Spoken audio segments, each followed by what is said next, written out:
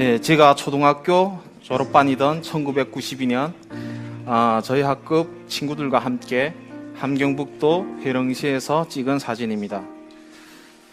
북한의 배급 체제가 무너지기 전인 것을 볼 수 있습니다. 제가 중학교 다닐 당시 저희 학급 책상들에는 비어있는 것들을 발견하기 시작했습니다. 1994년 이후 북한의 제 고향에서는 저희 친구들을 포함해 많은 사람들이 굶어 죽었습니다.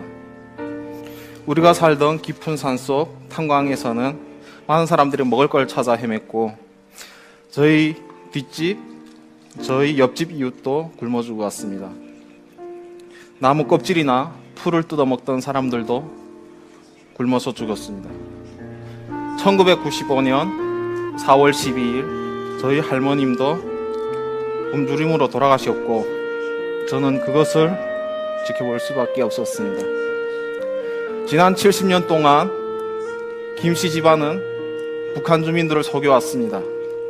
저희 친구들이 죽어가는 동안에도 북한식 사회주의가 세계에서 최고라고 학교 선생님들은 거짓을 가르쳤습니다. 김정일은 굶주림에도 불구하고 주민들을 계속해서 압박하면서 곧 식량이 제공될 것이라고 하였습니다. 저는 이후에야 북한 식량 배급 시스템이 붕괴된 것을 알게 되었고, 가장 가난한 지역에는 식량을 일부러 배급하지 않은 것을 알게 되었습니다. 제 고향 끝에는 20여 정치범 수용소가 있었습니다. 여기에서 정치범들은 매일 1200톤의 석탄을 쉴 새 없이 캐냈습니다. 저는 그 석탄을 훔쳐 팔면 식구들을 먹여 살릴 수 있다고 생각했습니다. 제 고향 끝에는 저는 어머니와 12살 난 여동생과 함께 석탄을 훔치러 밤에 나갔습니다. 수용소에서 발전소까지 움직여 달린 열차에 올라타서 석탄을 훔쳐야 했습니다.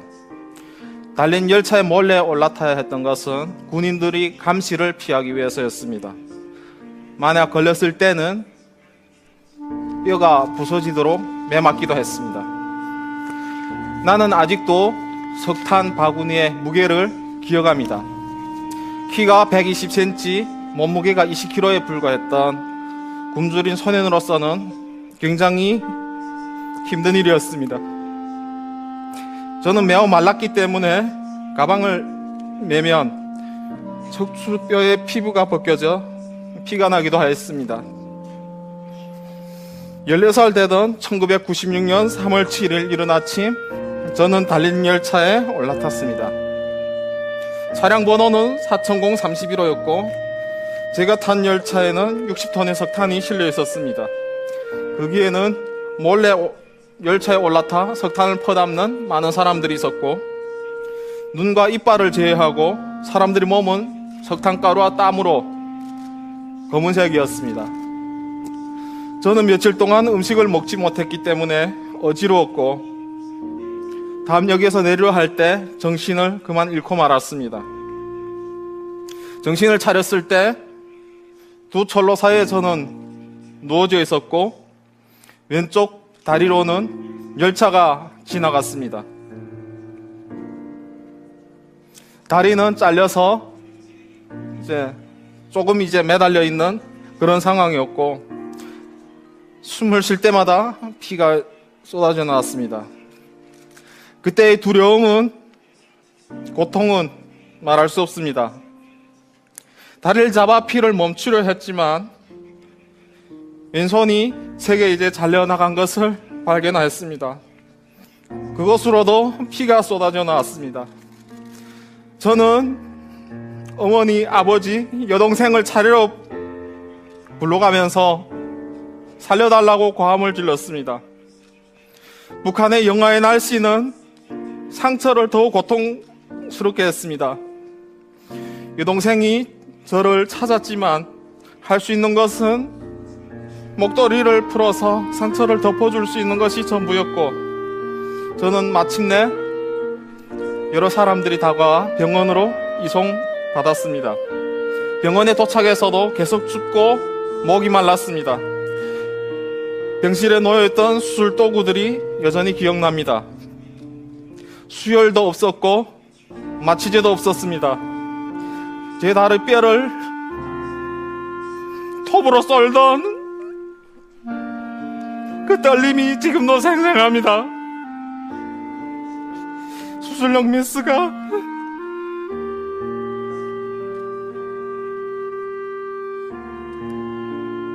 살을 자르던 소리와 제가 기절하던 생각이 납니다.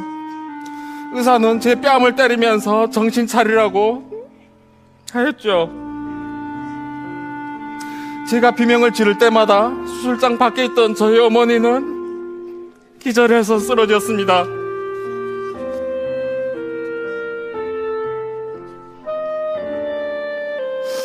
의사는 약이 없이 저를 집으로 보냈고 우리는 항생제를 살 돈이 없었습니다.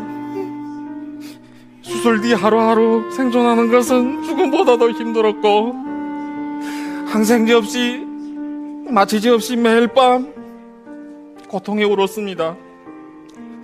죽여달라고 하다가 아침이 되어서 잠들기도 하였습니다. 저는 동생들이 힘들어 버려온 음식을 먹을 때마다 죄책감을 느꼈습니다. 북한은 여전히 기아에 시달렸고 당간부를 제외하고 모두가 굶주리고 있었습니다. 제 남동생은 시장에서 쓰레기통에서 찾은 면 몇 오리를 하루 종일 모아서 가져와서 씻어서 저 입에 넣어주었습니다. 저는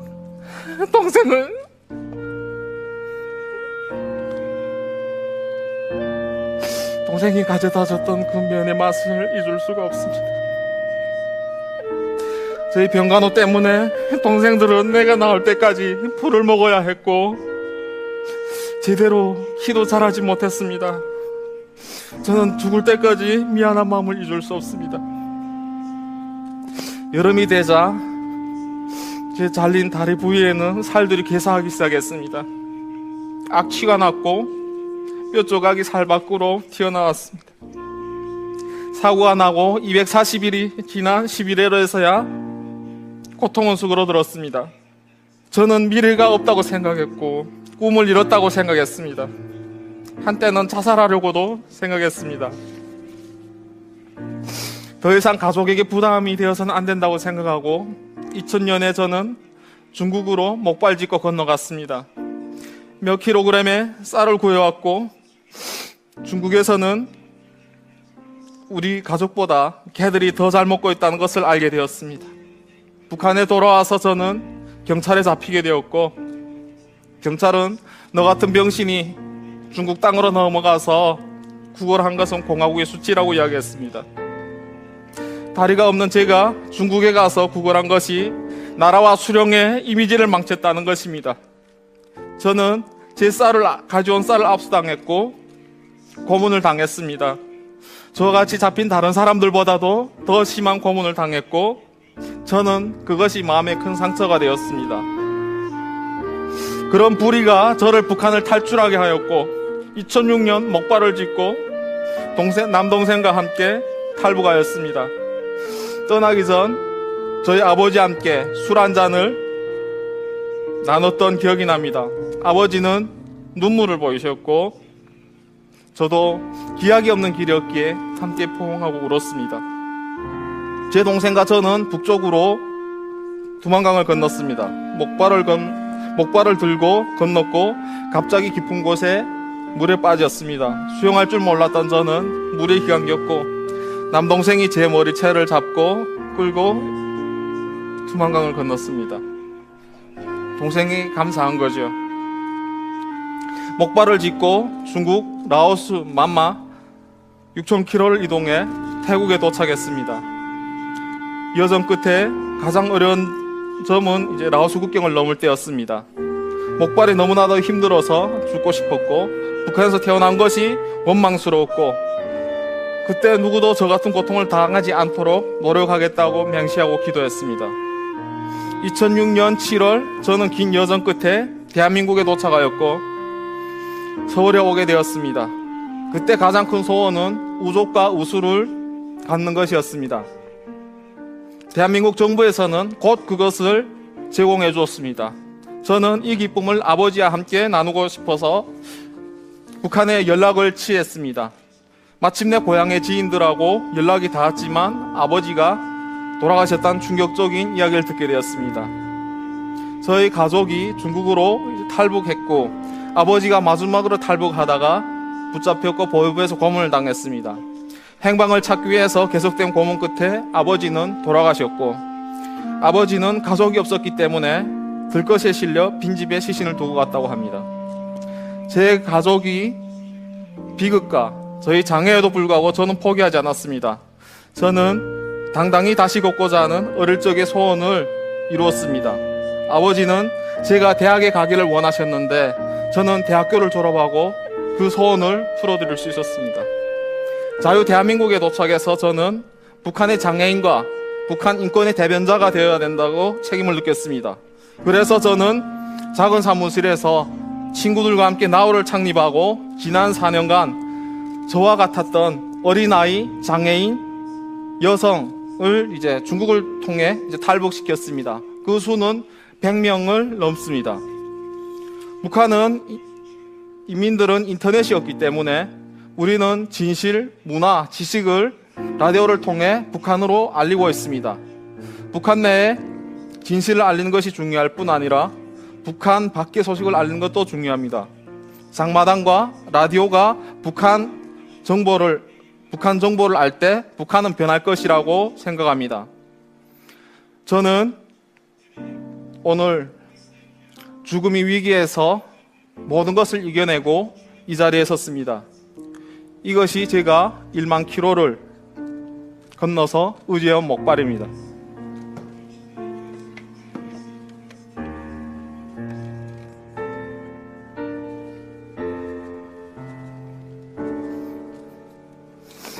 이 목발은 제가 포기하지 않고 자유를 찾아온 상징이기도 하지만 돌아가신 저희 아버지가 만들어주신 마지막 유품입니다. 저는 북한의 자유를 위해서 내가 선자리에서 할 수 있는 최선을 다하겠습니다. 중요한 것은 여러분들이 북한을 위해서 함께 해줄 때 북한 주민들의 자유가 깃들 것이라고 생각합니다. 여러분 동참해주세요.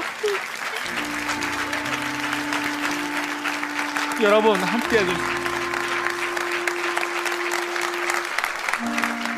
감사합니다. 땡큐.